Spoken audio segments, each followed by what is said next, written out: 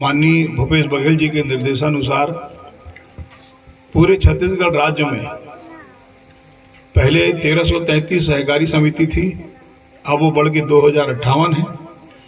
सभी में अध्यक्ष का मनोनयन हुआ है, इस उम्मीद के साथ कि धान खरीदी का काम सुचारू रूप से चले, किसानों की कठिनाइयों को दूर किया जा सके। साथियों, छत्तीसगढ़ सरकार की सबसे बड़ी योजना है धान खरीदी।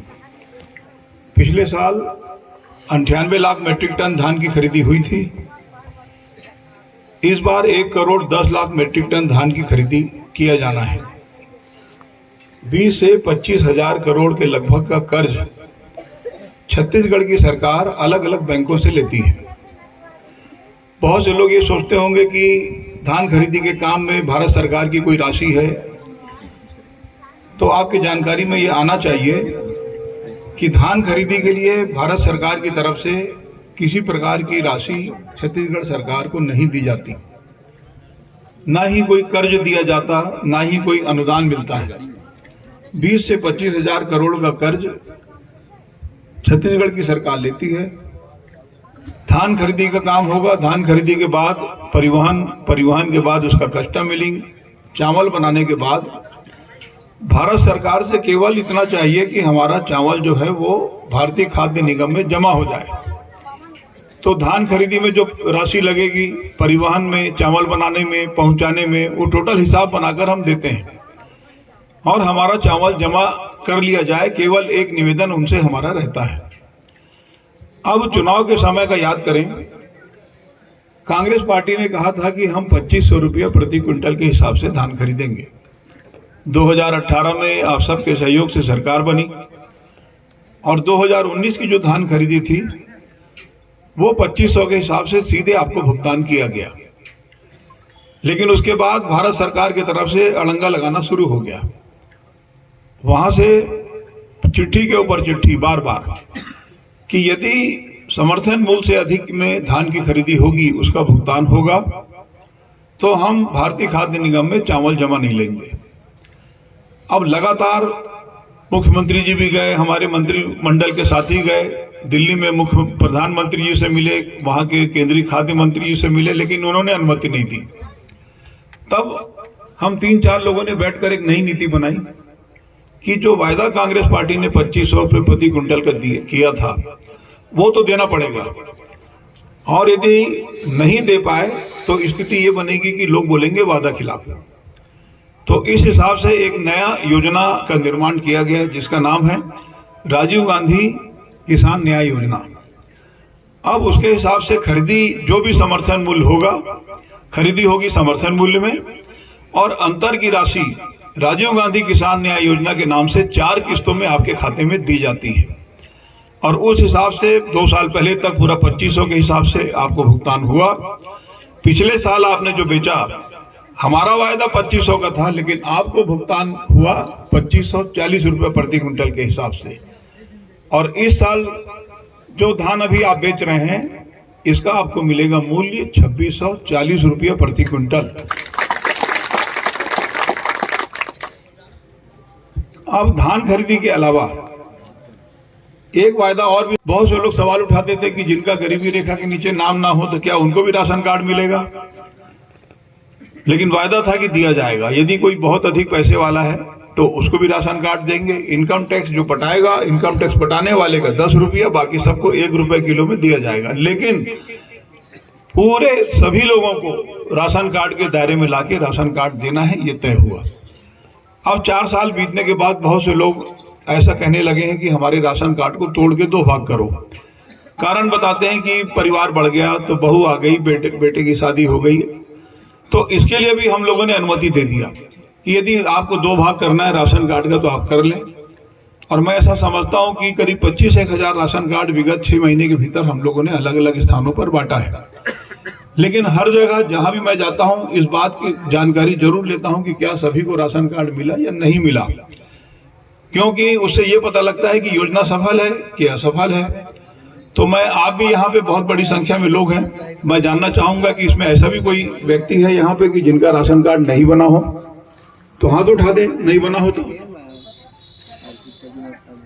हाँ बताइए आप। राशन कार्ड नहीं बने आपका नहीं राशन कार्ड है, लेकिन 10 वाले रही थी। नहीं, मैं तो बोला ना कि जिनका नहीं बना है, तो आप बोल रहे हो है, लेकिन 10 और 1 वो नहीं, अभी वितरण मतलब है कि नहीं ये बताओ। है, राशन कार्ड है। अच्छा, अब समस्या क्या है ये बताओ। 1 रुपये वाले बनाओ जमा लिया। कितना जमीन है आपके पास? 5 एकड़ मेरा नाम। वही तो बात है ना, आप तो अपनी गलती सरकार के ऊपर मत थोपो। तो कुल यदि राशन कार्ड है तो है बोलो। अब आप इसका भी आवेदन लगा दो, उसका परीक्षण हो जाएगा, यदि पात्र पाए जाओगे तो दे भी दिया जाएगा।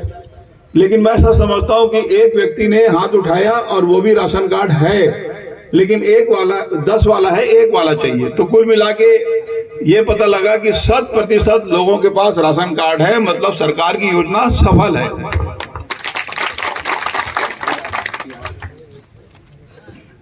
एक योजना छत्तीसगढ़ की तरफ से और प्रारंभ की गई है, वो भी राजीव गांधी जी के नाम से। उसमें राजीव गांधी ग्रामीण भूमिहीन कृषि मजदूर न्याय योजना, ये योजना है ऐसे लोगों के लिए जो खेतीहर मजदूर हैं, जिनके पास खेती की कोई जमीन नहीं है और वो खेतों में मजदूरी का काम करते हैं।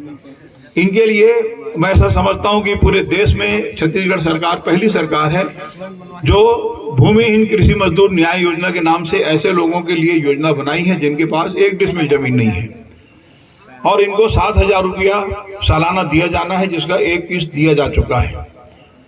तो धान खरीदी महत्वपूर्ण योजना, सबको राशन कार्ड महत्वपूर्ण योजना, और ये खेतीहर मजदूर न्याय योजना ग्रामीण राजीव गांधी ग्रामीण कृषि मजदूर न्याय योजना, इसमें 7,000 रुपए की राशि सारे लोगों को दिया जाना है।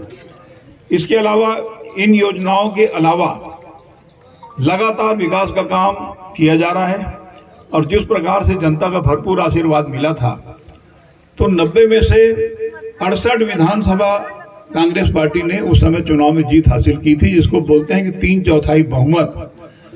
अब सरकार के कामकाज का आकलन किस प्रकार से होता है? सरकार बनने के बाद 4 साल हो गए, और इन 4 सालों में 5 उपचुनाव हुए हैं, और 5 उपचुनाव में कांग्रेस पार्टी ने भारी मतों से जीत दर्ज की है। इसका मतलब जनता का आशीर्वाद लगातार मिल रहा है। यदि धान खरीदी के नाम पे आप नजर डालें धान खरीदी में, तो पूरे देश में छत्तीसगढ़ पहला ऐसा राज्य है जहां धान का मूल्य 2500 रुपये प्रति क्विंटल के हिसाब से दिया जाता है। इस बार 2640 मिलेगा। पूरे देश में छत्तीसगढ़ ऐसा राज्य है जिसके 100% नागरिकों के पास राशन कार्ड है।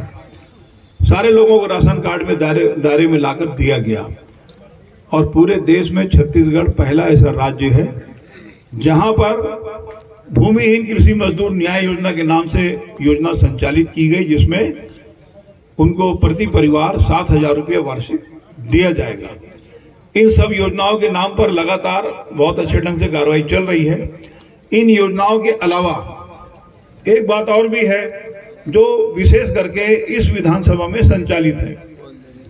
योजना तो पूरे राज्य के लिए है, लेकिन पता नहीं लोग इसमें कुछ ध्यान देते हैं नहीं देते। लेकिन आकस्मिक मृत्यु में 4 लाख रुपए की राशि देने का प्रावधान है। 3 कारण होते हैं: पानी में डूबने से मृत्यु हो जाए, या सांप काटने से मृत्यु हो जाए, या आकाशीय बिजली गिरने से मृत्यु हो जाए। ये तीनों मामले में मंत्री बनने के बाद जब इस बात की समीक्षा की गई, तो ये पता लगा कि जैसे ही कोई घटना कहीं घटित होती है तो कुछ लोग उनके यहाँ पहुंच जाते हैं, और आधे आधे में बात होती है कि हम तुमको 4 लाख दिलाएंगे तो आधा हमको दो। तो समीक्षा के दौरान जब पता लगा तो एक घटना ऐसी भी सामने आई कि एक बैगा परिवार तरेगांव के पास जंगल में, तो उनकी पत्नी थी, उससे मैंने पूछा कि भाई कितना पैसा मिला है? तो वो बोली कि 7,000 रुपया कुल मिला है। यानी दिलाने वाला 3,93,000 खाया, और जिनके परिवार में मृत्यु हुई थी उसको 7,000 मिला। तब मैंने तय किया कि ये योजना का लाभ, पहली बात तो ये है कि ईश्वर ना करे कि कहीं इस प्रकार की घटना हो कि आकस्मिक मृत्यु हो, लेकिन हो गई तो 4 लाख रुपए की राशि उनको हक है, उनको मिलना चाहिए। तो जब से लेके मंत्री बनने से अब तक 4 साल हो गया, जितने भी परिवार में इस प्रकार की बात आई है, किसी की मृत्यु हुई है तो मैं खुद जाकर 4 लाख रुपए की राशि उनके घर में पहुंचा के आया हूं, सारे लोगों को। तो जिस प्रकार से अभी सरकार का कामकाज है, अब बात आती है कि सेवा सहकारी समिति में अध्यक्ष की जरूरत क्यों पड़ी। अध्यक्ष की जरूरत इसलिए पड़ी कि धान का काम सुचारू रूप से हो। छत्तीसगढ़ की सबसे प्रमुख योजना है, समय पे लोगों को बारदाना मिले, उनका तौल हो जाए और समय पे उनको भुगतान हो जाए। और यदि किसी प्रकार की कोई कठिनाई इनको आएगी तो आप ये तत्काल मुझको संपर्क में लेके और बात करेंगे, उन कठिनाइयों को हम लोग दूर करेंगे।